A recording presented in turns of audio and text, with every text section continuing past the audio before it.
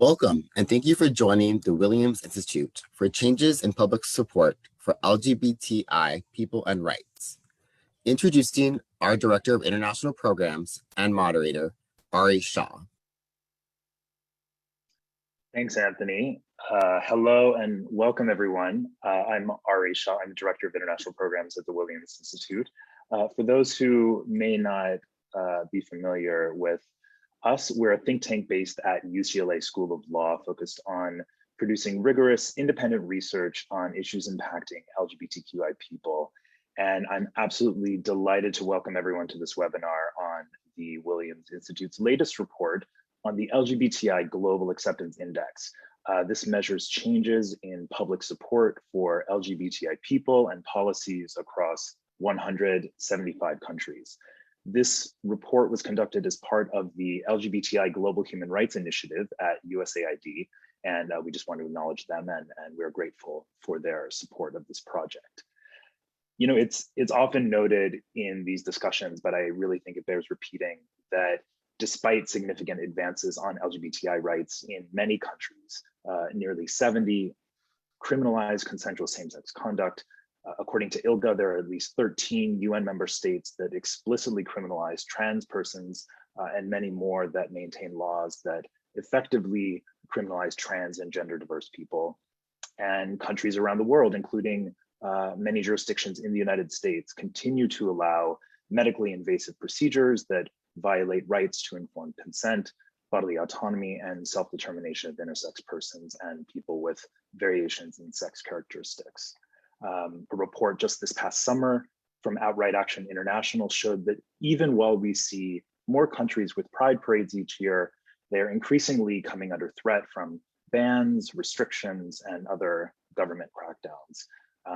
In other words, LGBTI rights are more prevalent than ever before, but even places that have supportive legal regimes or some levels of public support are increasingly vulnerable to mobilized opposition and state repression. And so it's in this context that we want to really think about public opinion, which plays a critical role in shaping the political and legal climate for promoting or rejecting laws and policies. And so understanding levels of social acceptance of LGBTI people and policy and how this changes over time is essential to thinking strategically about global progress on LGBTI rights. This is precisely what the LGBTI Global Acceptance Index works to do. If you haven't had a chance to see the full report yet, I absolutely encourage you to do so. It's available on our website. And we also have a new interactive map that allows you to visually see how changes in acceptance vary across countries and how this changes over time. And I think it's a really useful tool to get a snapshot of those trends, and it's something that we're excited to build on in the future. I am joined today by an absolute dream team of panelists to discuss these key findings from the report and to consider some of the broader dynamics that may be driving changes in public support for LGBTI people, as well as what implications this has for law and policy change. First, Andrew Flores is Assistant Professor of Government at American University in Washington, D.C., as well as a visiting scholar at the Williams Institute. His research focuses on attitude formation, attitude change, and public policies that affect LGBTQ populations. He's also currently a member of the National Academy of Sciences, Engineering, and Medicine Consensus Committee on the well-being of sexual and gender diverse populations in the US. And he is the lead author of the 2021 report on the LGBTI Global Acceptance Index. Neela Ghoshal is Director of Law and Policy at Outright Action International.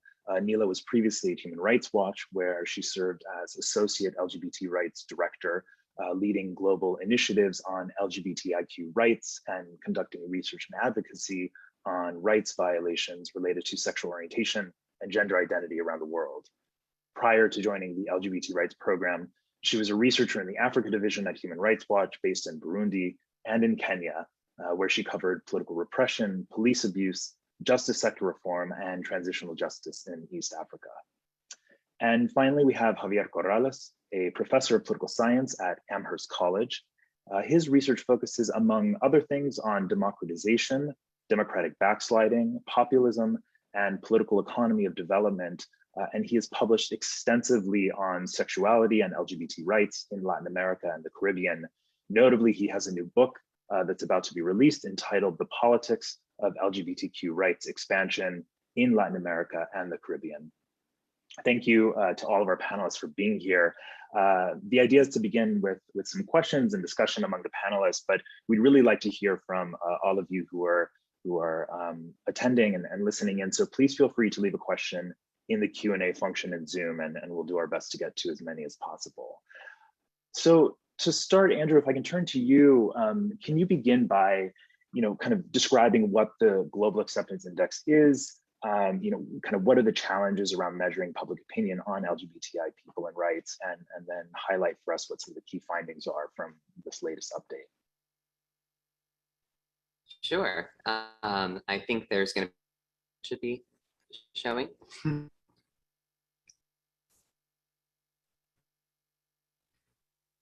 And anyway, thank you everyone for joining us today. I'll walk you through this new report in the Global Acceptance Index. And I'll try not to be too into the weeds of the statistics underlying some of this. But if you would go to the next slide, please.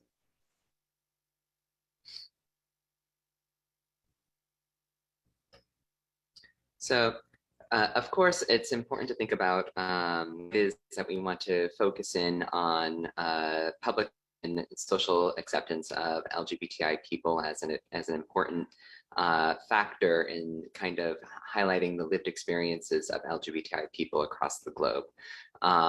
There's been well documented in certain contexts the way in which social attitudes can structure, say, the economic well-being of LGBTI people, the situations within their own physical and mental health. What countries are more accepting may affect whether or not LGBTI people are sociopolitically involved in degree. Then been a pretty strong and robust relationship, say, between social acceptance and existing public policies that either are inclusive or exclusive of sexual and gender diverse people.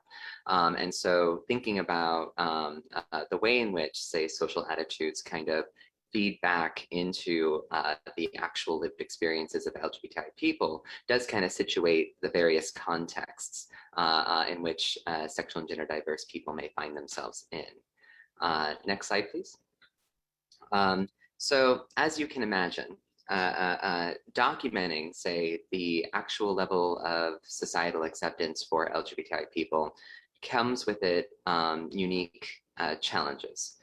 Most importantly is that there do exist, say, global and regional surveys that systematically and routinely, say, measure people's general attitudes towards members of the LGBTI community. But you can imagine that this is fraught with numerous data challenges. For example, some questions ask specifically about morality and same-sex sexual relations, whereas others are focused specifically, say, on public policies, say, such as marriage equality, adoption rights, transgender rights, and also for intersex people and concerns around people with differences in sexual development. And so it's a lot of heterogeneity, and so that of itself creates a challenge about trying to figure out and estimate, say, where a society might be, say, in its general attitudes towards LGBTI people, and questioning of whether or not there could exist, say, methodology that can at least overcome, say, this heterogeneity. One thing I'll also note is that global and regional surveys, of course, are designed to provide, say, an accurate snapshot of a location at a specific time. But those global and regional surveys are not necessarily conducted all at the same time or all the same years. And so that in itself also produces another, data challenge. And so with all these challenges in mind, we turned to an estimate strategy that allows us to aggregate all of the various surveys and situate them in a way that's to accurately capture the shared space, say, in what we call average levels of acceptance for LGBTI people, in a way that for the data, and acknowledging that some locations will have many more social surveys and many more data points, say, for a specific country than others. And so allowing us to kind of synthesize all of this information in order to kind of produce these trends. And so what we've been doing for years now is creating and updating a database, tracking surveys that ask questions about LGBTI populations since 1991. And we constantly update this surveys that may have been conducted years or and then also recent surveys. It includes 175 countries and territories. And if you were to look at just how many people have been asked questions over this time frame about LGBTI, we have over 1 million responses to questions and rights. Importantly, with this update,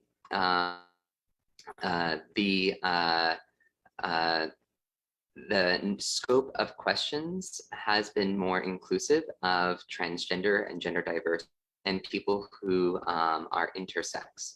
And so we've been able to be more broad inclusive in the current database than in years. I will note, however, that most of the surveys that do ask about LGBTI people tend to focus on same-sex couples or lesbians and gay men.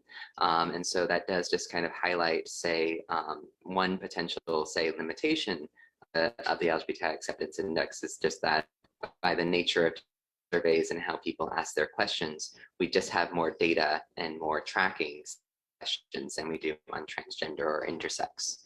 But that data environment is changing. And so hopefully in future iterations, when we continue to do this work, we can start to think about segmenting or making specific to subpopulations within the LGBTI whole. Next slide, please. So just to give a little bit more of the methodology, that try not to get too much into the weeds here.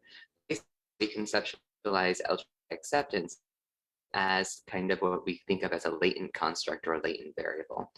Basically, something that does exist that we can, that direct measure, but that all of these questions about that ask about LGBT people are operationalizing aspects of that core concept of LGBTI acceptance. And so by looking at the of all of these indicators, we can create a score that would be our best estimate of, say, of society's level of support.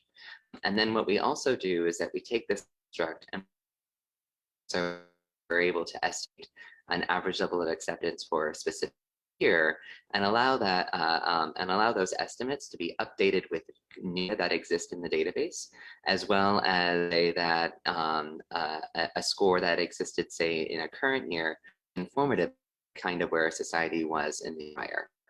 And yes, we do estimate it kind of reverse way, where we start with our most recent year and in part because the data are much more rich, much more comprehensive in recent years than if you go, say, back to 1981. And if you'll notice in the report, we tend to focus more on 1990 to 2021 or to 2020, in part because the data are much more rich in those areas, and so that means estimates can be more reliable. So we scale the index to range from 0 to 10, just so that way it's a understandable scale. But don't think that just because you have an estimate that may be above a 5, that you have an estimate that says that society is now majority accepting. A score of a 6 on this global acceptance index is approximately the same as about 30% of the population saying that homosexuality is not wrong at all. So what the GAI kind of does is it really does is kind of helps us understand, say, levels of lack of acceptance and showing there than, say, the most accepting countries that have scores, say, higher ups in the 9s and 10s. Next slide, please.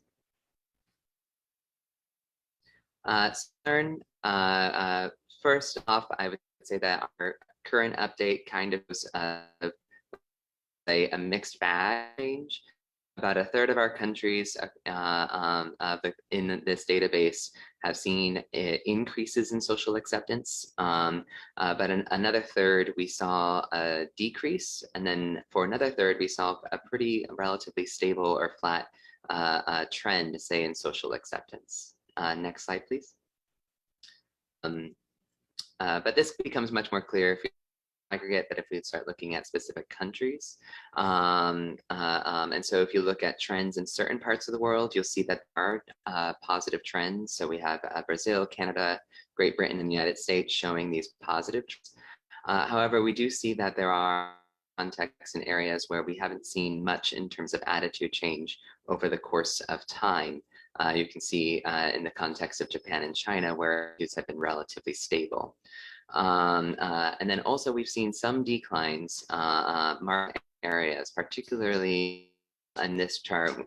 Russia has had marked decline in social acceptance, and you can think about how that might relate to the current policy environment and ongoing reports about what has been going on in Russia.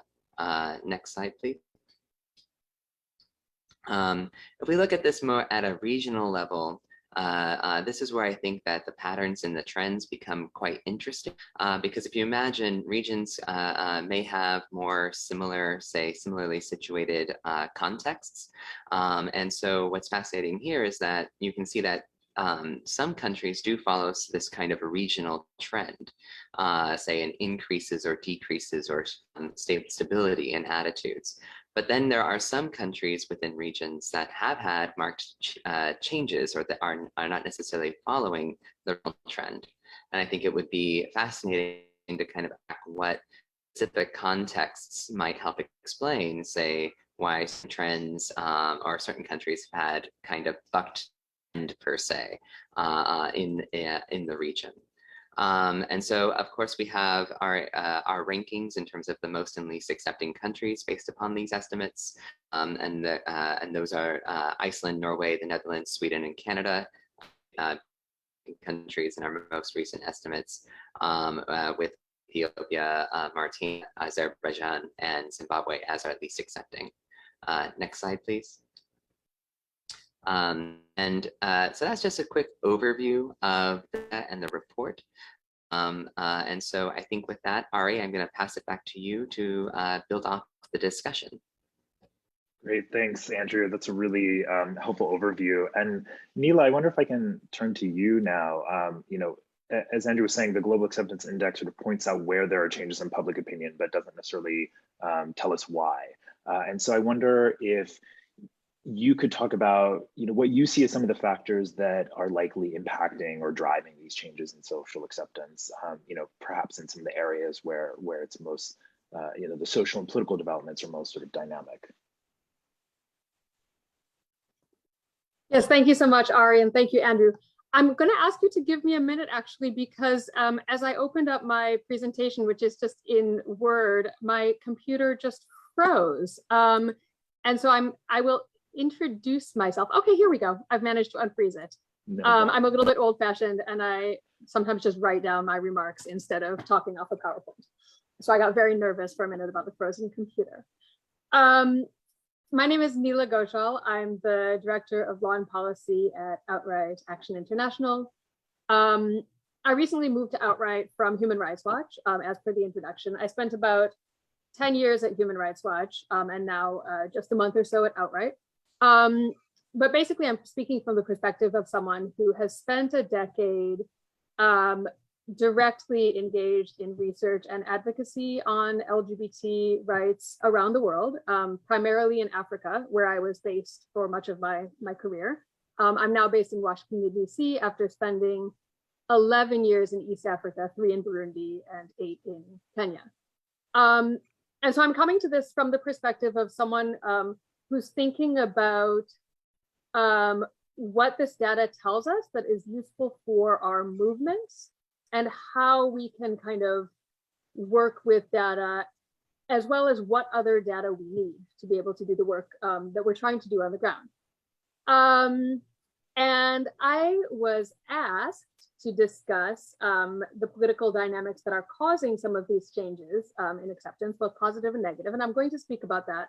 But I wanted to also speak a little bit about this question of kind of the relevance of data to movements.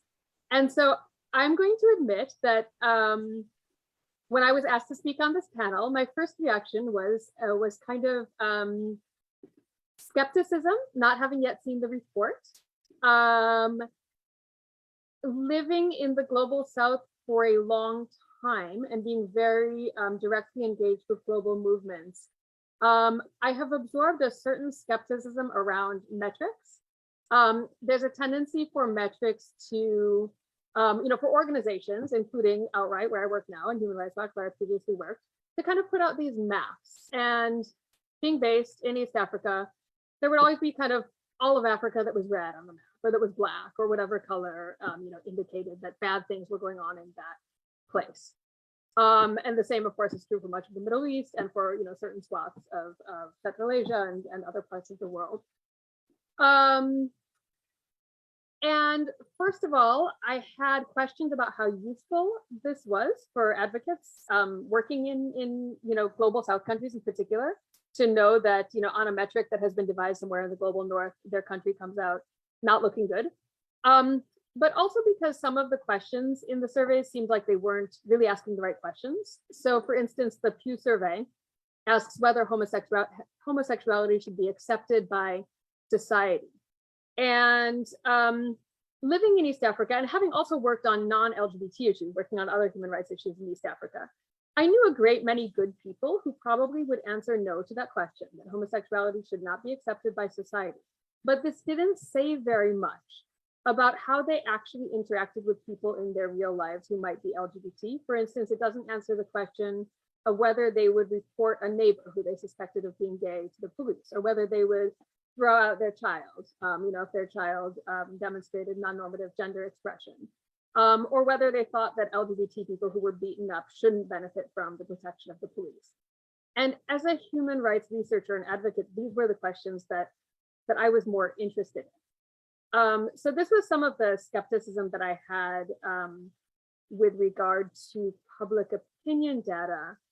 And I have to say that having thoroughly read this report, I have kind of become a convert. So thank you for that, Williams Institute. I mean, I just find that this data is a treasure trove. There is kind of the index at the end that lists the countries in order. There are some surprises there. There are a number of countries that are not in Africa or the Middle East, for instance, that wind up at the bottom, and some countries that wind up, further ahead than I would expect. So first of all, I like the way that this is presented, that there's not a big map, with a black hole in it in the countries that I love and work in. But also, I think that tracking data over time is incredibly useful. And, so it's not just a snapshot in time, it's tracking over time. And this gives us a lot to think about in terms of what's working and what's not working in the places where we're doing advocacy. And I think that it probably raises more questions than it provides answers, but I see it as a starting point for thinking in new ways about this work. Some of the thoughts that I had while I was looking at this data was that as a human rights researcher and advocate, I have been very focused, particularly kind of in the Human Rights Watch model, which is very government focused, on changing laws and changing policies. And that's really important, and organizations should remain focused on that. But I also, am very aware that what people's day-to-day lives look like are often doesn't have that much to do with the law and policy framework. I probably shouldn't be quoted saying this because, of course, we always try to change the laws, saying, these laws are causing violence or these laws are causing discrimination. But minority stress syndrome is real. I appreciated that the report referenced to that. And even if there's a legal and policy framework that in theory protects you, if you walk through every day surrounded by an air of social hostility, your mental health outcomes are not going to be very good. And, you know, even before looking at this report, I mean, I have become increasingly convinced in 10 years as an activist in this field that one of the most important rights protected under international law is the right to the highest attainable standard of physical and mental health. And the mental health often gets a pass, but you know, what are our lives if we don't have our mental health intact? You know, what is the purpose of having other rights if people's mental health is not you know, receiving the support that it needs? And so that, I think, is really important for us to think about in terms of, you know, do we need to move away a little bit from this kind of rigid focus on laws and policies and think about what people's lives actually look like and how we can decrease the hostility that surrounds people, which I know that many organizations, of course, are already doing. Another reason why I think that this data is important is because where public opinion is hostile to LGBT people, even when there's a period of time in which law and policy seems to be somewhat protective, a slight change in the legal or political environment can lead to you know, a really rapid deterioration in rights for LGBT people. And I think Ghana is a place where we're seeing this in action right now. Several years ago, my colleague at Human Rights Watch did an in-depth report on the human rights of LGBT people in Ghana. At that time, of course, we documented incidents of violence, but we also found that you know, the law was there, but it was rarely implemented. Police were somewhat willing to protect people. The Government Human Rights Commission was somewhat willing to protect people, to take up cases of discrimination. What we're seeing now is this rapid spiral in which politicians have seized on LGBT phobia as a way to make political gains. They are both riling up and riding a wave of public opinion with their own political interests in mind. Ghana has always been one of the countries that in the Pew survey and others scored really low. But for those of us who were kind of looking at protections in place in terms of policy, I think we were not worried enough about Ghana. And we didn't realize how quickly things could deteriorate. And so these public, you know, these public opinion data, I think, give us a really important, you know, tool for looking at countries that fall near the bottom of the list and where we need to be prepared to respond to rapid, you know, political crises. I know my time is short, and I haven't even kind of gotten to the question about kind of why attitudes are changing in a couple places. So let me address that very quickly. I mean, I think that the kind of key revelation of this report is that there's an increasing gap. So, you know, the report, one of the key findings is that the accepting countries are becoming more accepting. I think this is because there's a tipping point at which everybody knows a queer person. Queer people make gains in public culture. They're present. People, you know, a lot of the movement, for better or worse, in parts of the global north has been around the idea that, you know, queer people are just like everybody else. You know, we want to get married just like everybody else. I mean, that has actually gone a long way.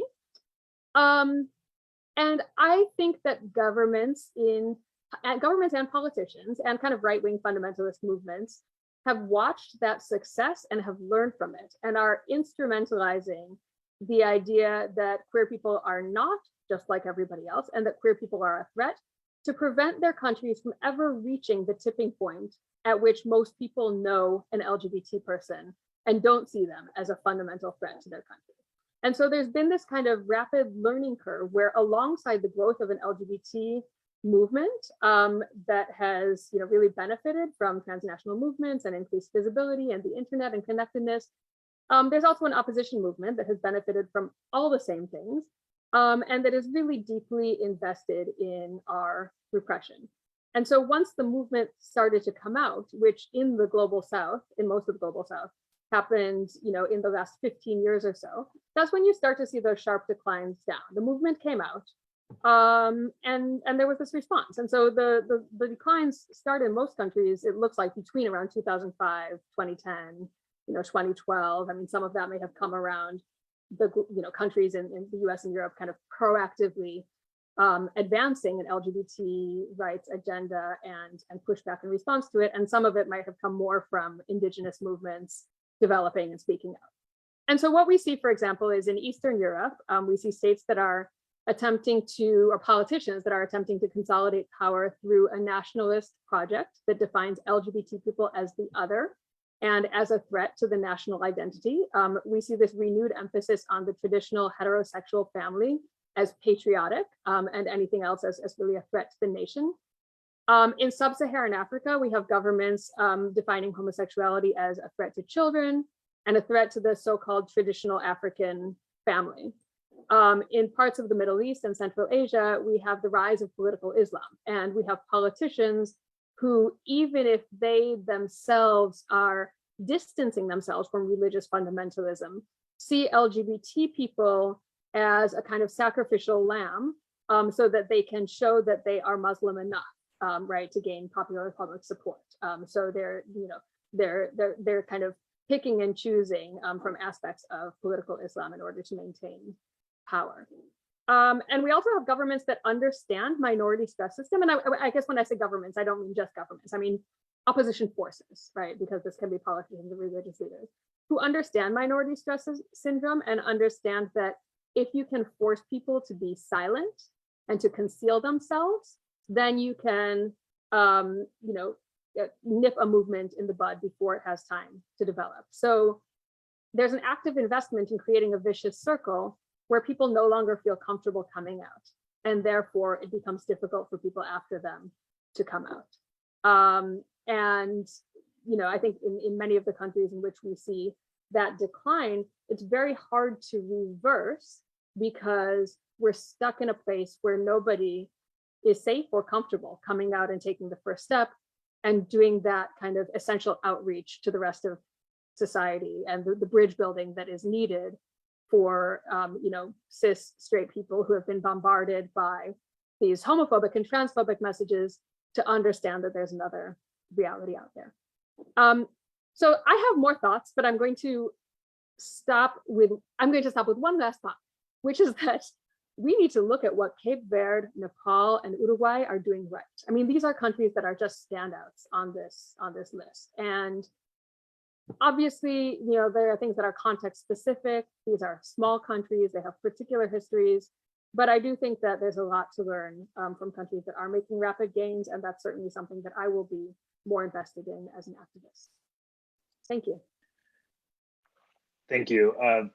Those are really tremendous comments, and that's a question as well that I would like to return to if we have time about what some of these countries might be doing right that we can all learn from.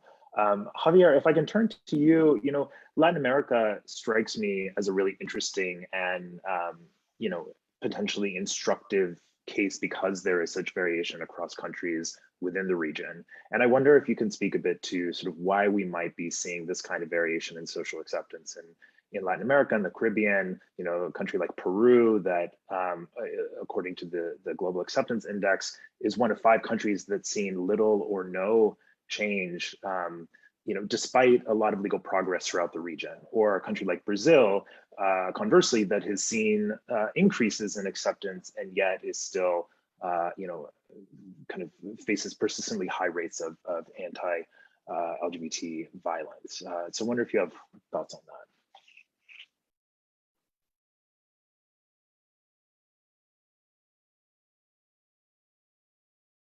Okay. Okay. Oops, I think you're back muted. And somebody is manipulating my microphone, and I am too, but okay. I would like to begin by congratulating Andrew. This is, I think, amazing work. I think we are so lucky to have this kind of data, because the question of what produces societal acceptance or holds it back is so important, and political scientists have had trouble answering it at a global level, and in part because the question is difficult, but also because the data is hard to get. So this is really fantastic. I want to emphasize a couple of important messages that come out of the report that overlap a little bit with what Neela has said, but in some areas it's also a little bit different. The fact that there is progress, the fact that there is movement, reaffirms a very important political point, which is homo and transphobia are treatable diseases. it is possible to change societies. It is possible to change, big change, and it can happen very quickly. It's not happening everywhere, but it is happening. And Adi, as you said, South America is an area where we have seen significant improvements. Not everywhere. Of course, there's the case of Peru and many Central American nations and Venezuela, but there has been significant progress. And what can we say about that? This is what's so interesting.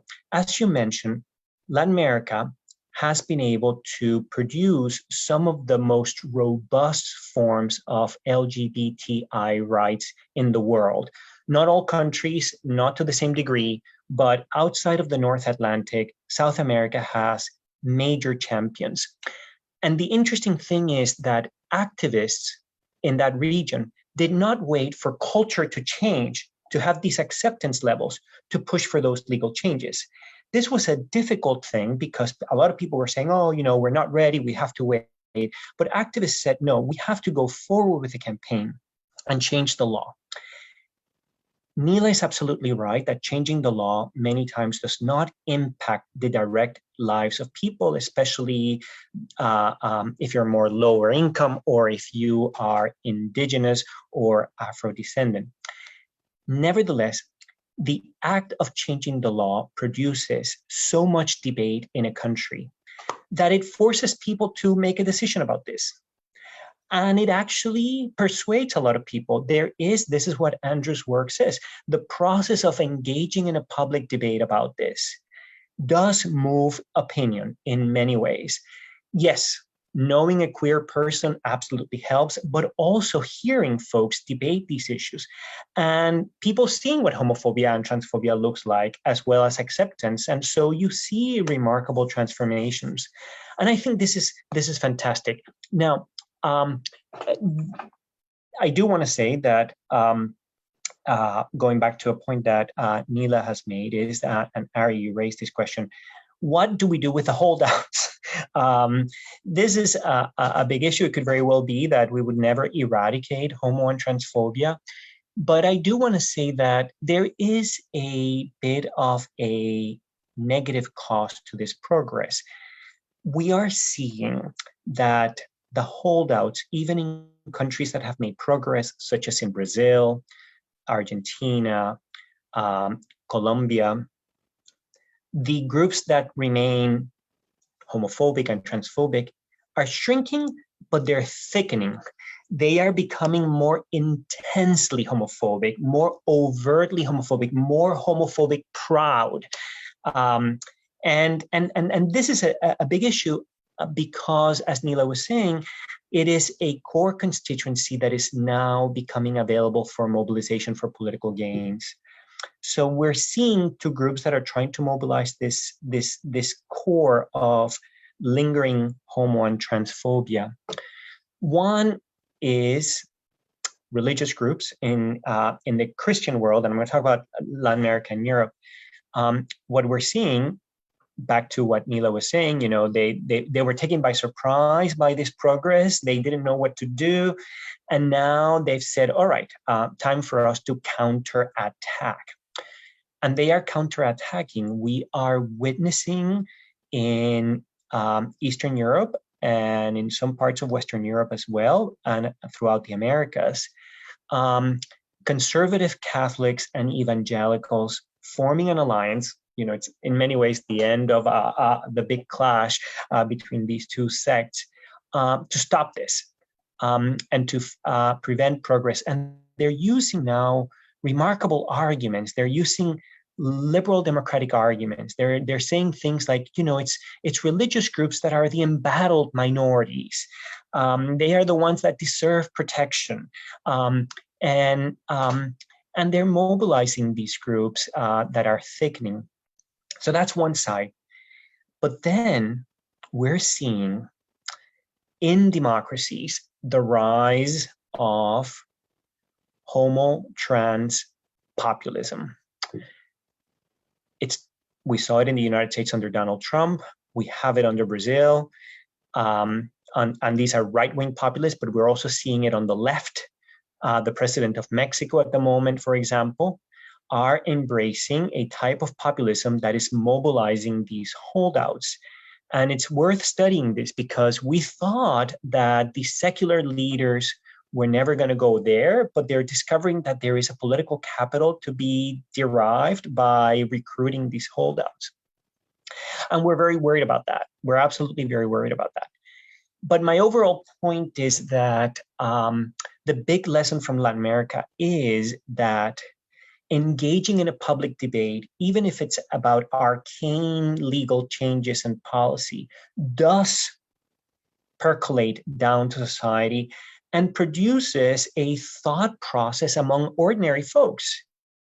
And this really is transformative. This is the way it was done. It was not done, the rise of public acceptance was not done through education at schools or, suddenly these countries became very wealthy as a result of approving these laws. But it was all done through the lobbying effort to change the legal system. And that, I think, is a very important message to all activists throughout the world. Whenever they feel that it's hopeless, that society doesn't seem to be ready because levels of acceptance are low, that it'll never happen. Nevertheless, the discourse associated with producing the policy changes will have dividends.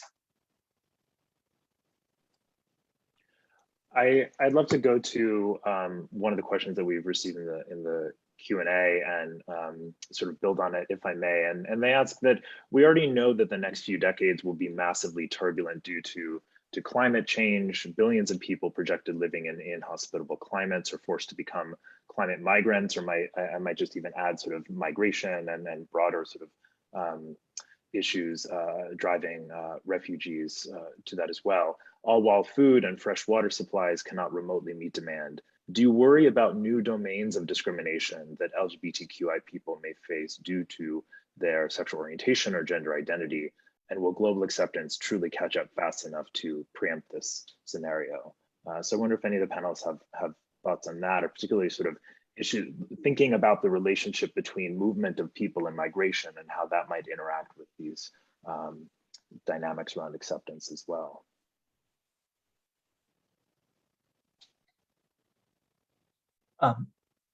Should I, Neela, I don't know if you wanted to go first.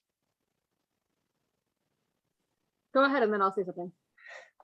And that's a remarkably important question. I do think that climate change is going to expand levels of insecurity across many domains. And political scientists always worry about the expansion of insecurity in politics because it produces demand for top-down, hardcore solutions, patriarchal approaches. You would think that insecurity would lead to demands for technical solutions to problems, but many times they lead to demands for top-down, one father figure comes in to lessen insecurities. And that might be one way in which the terrible effects of climate change in populations may actually end up indirectly jeopardizing the rights that groups are obtaining at the moment. It's very imaginable to see new political groups emerging, feeling that they need to sacrifice or even blame some minorities for some of the things that they may not be able to understand or control. Yeah, I wanted to add that we already know that LGBTQI issues aren't adequately taken into account in planning for humanitarian emergencies, for instance. So this is kind of an emerging field where a number of organizations and the UN and activists in the humanitarian field are kind of starting to realize that first of all, there's often in humanitarian crises, there's kind of a reifying of gender binaries. So people who are in situations of migration, displacement, etc., there's typically kind of separation between women and men. There's a very kind of cisgender heterosexual family as the model for humanitarian assistance. So we have all these problems that I think people are starting to work on, and we really need to concentrate on that work because it is going to become very urgent. We also see things like, in the COVID pandemic, because we're not only going to have climate change, we're going to have more pandemics, right? There's all kinds of horrible things we have to get ready for. We saw things like in Panama, the sort of gender binary in terms of who was able to go out to the shops on which day, and how trans people were affected by this and left out and subjected to arbitrary arrest. And so I think, we do need to think about how in any type of emergency, how do we sidestep these kind of gender norms that result in exclusion? I'm also concerned about the rise of religious fundamentalism. As Javier has mentioned, there's all kinds of politicians, people who see to gain from crisis, and religious fundamentalism is certainly a part of that. On the other hand, and this is kind of a horrible silver lining, but in some countries that I've worked in, it has gotten to the point where there's been kind of a crisis around corruption or something else. And the general public there's been kind of an argument that why are we worried about LGBT people when we have all these other things to worry about? And so, that will probably have to be part of the messaging that our movements are pushing in the coming crises, that, stop worrying about what people do in their bedrooms. We've got much more important issues that we need to unite around. Mm-hmm. And we have another question about the role of media and popular culture, particularly in shaping aspects of acceptance. There's a lot of evidence in the direction of increasing social contact, direct but also parasocial, through media products with LGBTQ+ people to improve acceptance. Do you think this would be more effective in the long run instead of just legal changes? Andrew, I know you've done a lot of research around this, especially in the United States context. Starting with you, or there are things that you've learned about, particular interactions or other factors that can really improve acceptance that might be more generalizable outside of the US? Right. Well, yeah, so there's a good amount of social science research, some of it that I have done, but mostly I'll shout out to my colleague, Jeremiah Gerritsen, who has unpacked kind of in which media environments and changing media environments does kind of feed back into greater level of acceptance for LGBTI, or LGBT in the United States at least, particularly when you think about mechanism and what does representation mean. And greater media representation may actually encourage people who themselves are LGBT to start to come out and to start building social bonds that can facilitate, say, creating greater societal acceptance. And there's some evidence to suggest that countries that do have, say, more Western media content and more, say, media content in there, that you do see these associations with greater levels of societal acceptance. And so there are some data points that you can point to that kind of do indicate that representation matters, right? And I think that's the culture side of these discussions, right? You can change law and policy, but there's also this cultural question about what the role of LGBTI people in society, right? That this greater and more diverse representation can signal. Neela or Javier, did you want to comment on aspects of culture? Yeah, sure. Just to add that, I think a concern around the media is the increasing polarization in media consumption, right? And so people look for media that meets their needs, and it's kind of an echo chamber. And this is true not just in the United States, this is true all over the world. And so, in Ghana, for instance, if you monitor the media, there's all kinds of sort of little websites where really, really hostile articles are being published and people are commenting on them. And there's not dialogue, right? It's just, it's just pure hostility through and through. And for some people, that's what they're choosing to expose themselves to. So I think, we need to be thinking about how to sort of penetrate different media spaces. And also, as much as in principle, diversity in terms of things like access to media is media available is a really good thing. There are some areas like pop culture where what's available is actually less diverse, and there are universal kind of pop culture figures. And so I think, Andrew references culture, and I think it has been helpful probably that there have been kind of key pop culture figures, including from different regions of the world, who have been supportive of LGBTQI rights, because you might not be able to ignore them the same way that you can ignore kind of progressive media in your country.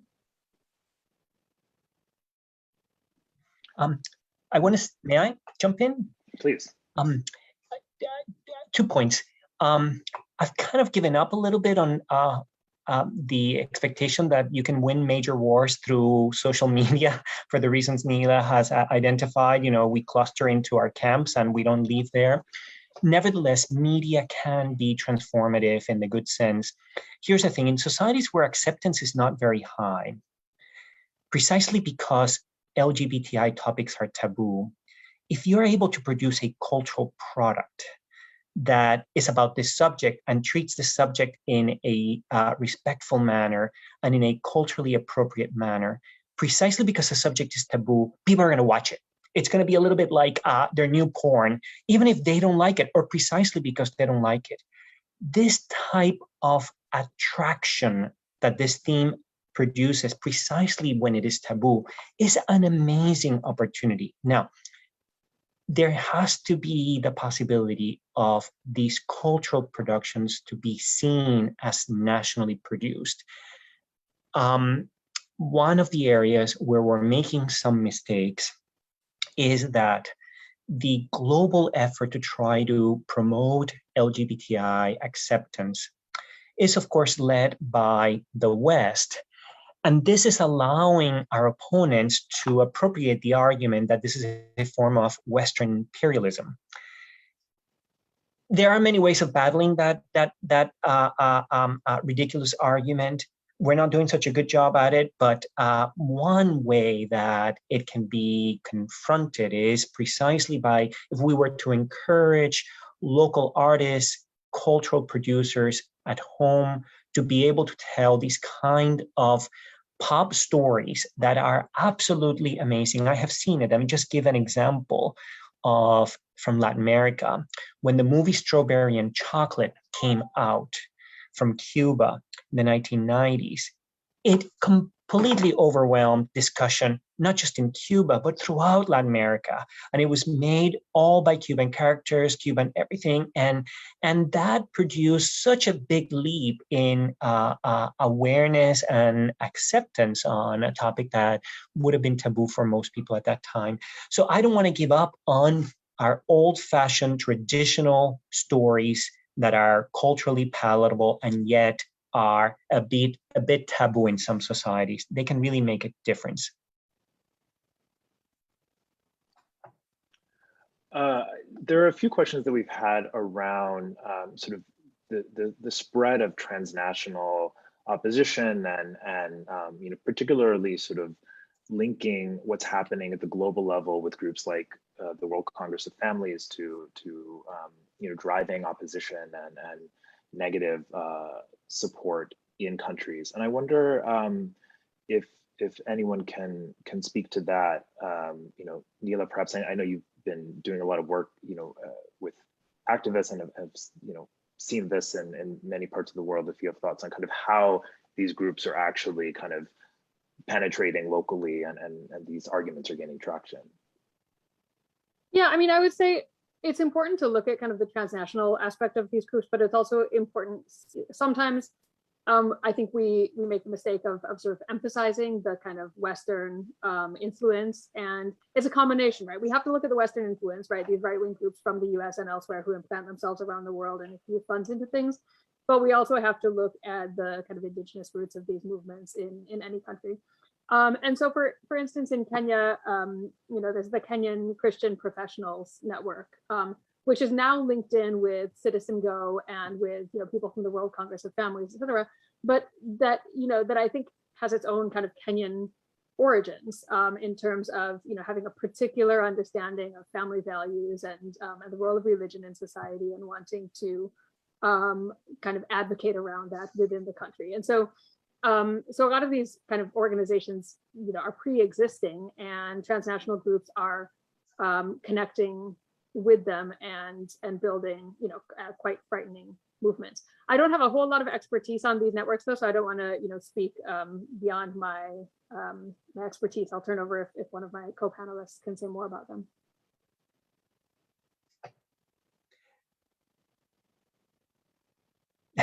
No, I agree.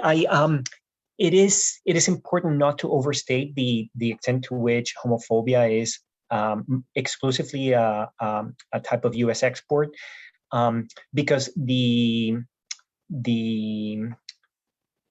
because societies all have significant fields of homophobia.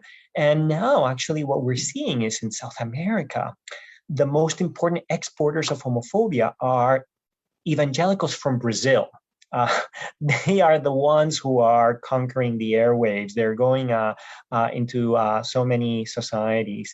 So there is a transnational link, but it is also very important to keep in mind what Neela said, that there is significant homegrown anti-LGBTI sentiment. And I think all I'd add is that there are some misconceptions, say, in a one-way ratchet of social progress and social acceptance. And I think what this discussion is emphasizing is that attitudes can shift in a negative direction just as law and policy can. And so it's important to think about, what can drive social acceptance, but then also that when acceptance is met doesn't mean that it's going to be stable or sustained.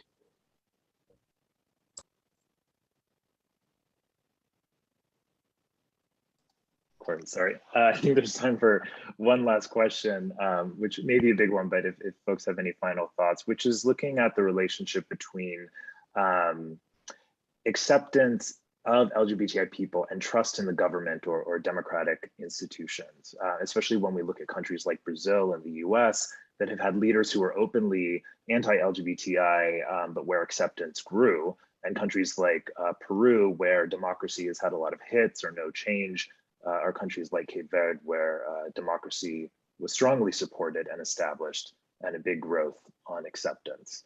So thinking about that relationship between kind of broader support or trust in democratic institutions and acceptance. In 30 seconds. No, all I want to say is that if there's one variable that, to me, is the strongest predictor of whether LGBT rights are going to expand, is whether the ruling party is what we in political science call liberal democratic, not in the sense of a liberal Democrat in the United States, but a ruling party inspired on the idea that governments have to have limited powers, there has to be separation of powers, checks and balances, and an enormous respect of pluralism. This is the key issue. It doesn't matter if you're from the left or the right, what you need to have is an enormous respect for pluralism. And it is movements on either the left and the right that are anti-pluralist that are the most hostile to LGBTI rights. And so there is definitely an argument to be made about making sure that we contain populism, because populism is today in democracies the ideological force that is most at war with liberal democracy and pluralist thought. And it receives support, again, from folks on the left and folks on the right. So we see it getting fed by all sides of the spectrum. But yeah, there is no question that countries that have dominant parties that are committed to separation of powers and pluralism are the ones that are more amenable to the expansion of LGBT rights. I want to make sure I give a few seconds to our other panelists if they have any concluding thoughts. Of course, there's never enough time to dig into these as much as we'd like to. Neela or Andrew. Just to say that there are some exceptions to what Javier just said. For instance, Ghana is one of the countries, sorry, I keep mentioning Ghana, it's on my mind right now, but it's one of the countries that has had more successful democratic turnover in Africa. And part of what's happening right now is that it's opposition politicians, because they're in a contested political context, that are seizing on LGBT phobia to make political gains.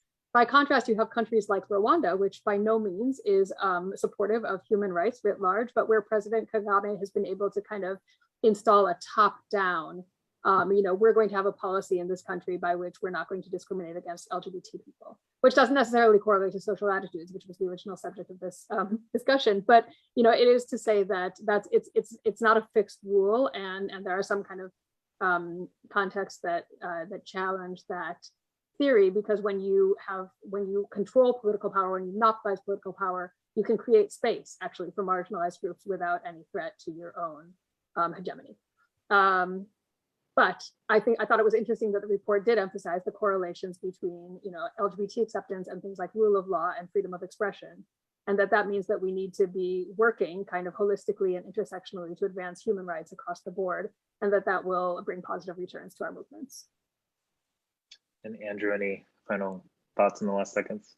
No, actually, I thought what Neela just said was fantastic. So I think that should be closed. Perfect.